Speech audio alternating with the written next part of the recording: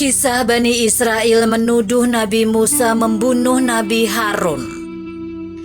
Kisah Bani Israel menuduh Nabi Musa membunuh Nabi Harun disampaikan dalam hadis Rasulullah SAW yang diriwayatkan As-Sadi dari Abu Malik dan Abu Sholih, dari Ibnu Abbas, dari Murrah, dari Ibnu Mas'ud, dari beberapa orang di antara para sahabat Nabi SAW. Ibnu Katsir dalam Qisasul Anbiya atau Kisah Para Nabi mengutip hadis tersebut.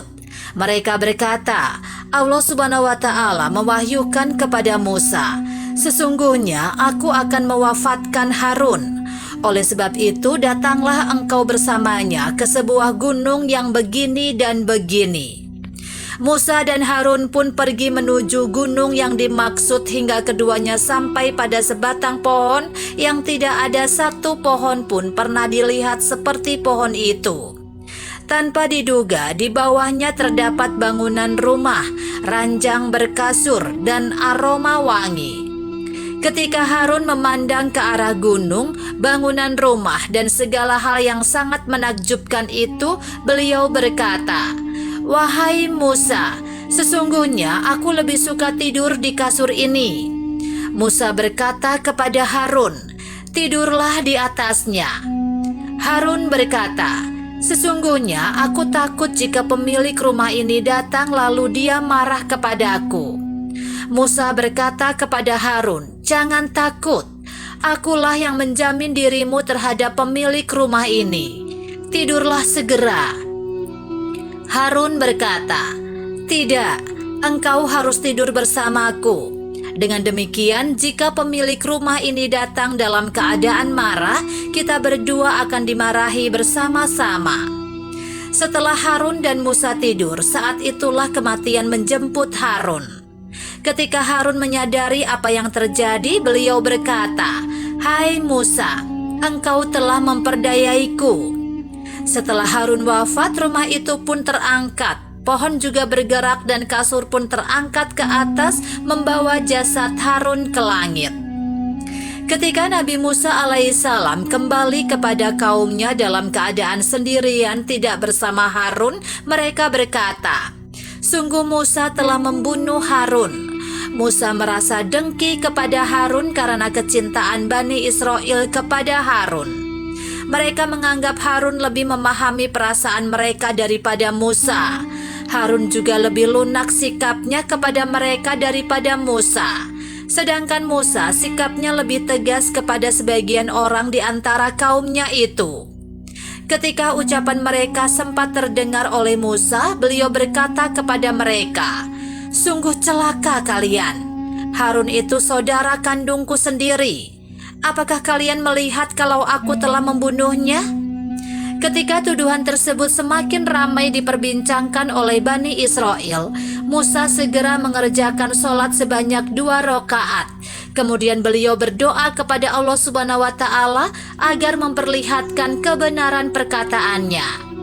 Tidak berapa lama kemudian, kasur yang menjadi tempat Harun menghembuskan nafas terakhirnya itu pun turun sehingga mereka dapat menyaksikan Harun di atas kasur yang terletak di antara langit dan bumi.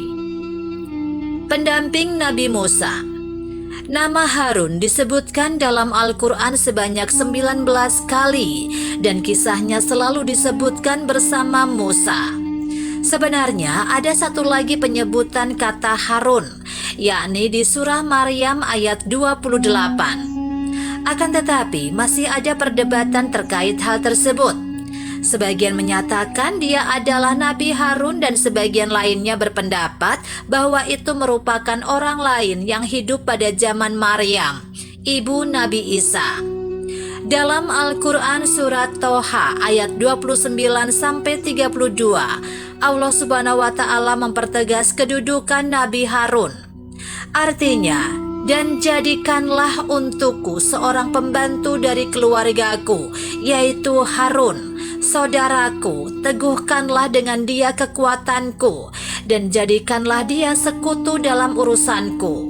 Quran Surat Toha ayat 29 hingga 32. Nabi Harun adalah kakak kandung Nabi Musa. Kala bayi Musa dihanyutkan oleh sang ibu ke sungai Nil di Mesir hingga ditemukan oleh Raja Fir'aun beserta istri Siti Asyah, Harun sudah menginjak usia 1 tahun. Alasan tersebut kemudian dipakai oleh sang ibu kala mendapatkan kesempatan untuk menyusui bayi Musa yang sudah diangkat sebagai anak oleh Raja Fir'aun dan istri.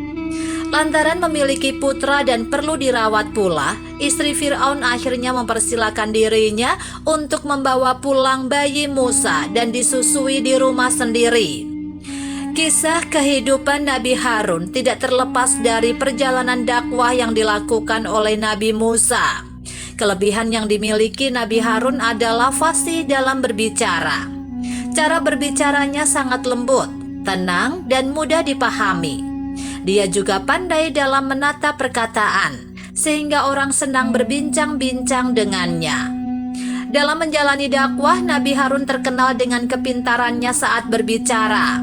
Hal itu dianggap sebagai salah satu pelengkap bagi petualangan yang dilakukan oleh Nabi Musa saat menyampaikan ajarannya. Termasuk diantaranya ialah saat Nabi Musa menghadapi Raja Fir'aun dan harus meladeni para penyihir Mesir. Disinilah peran yang ditunjukkan oleh Nabi Harun. Peran lainnya yakni ketika Nabi Musa membawa kaum Bani Israel keluar dari negara tersebut, kemudian menyeberang ke Sinai, serta saat mengalami kesulitan untuk hidup di daerah padang pasir tersebut.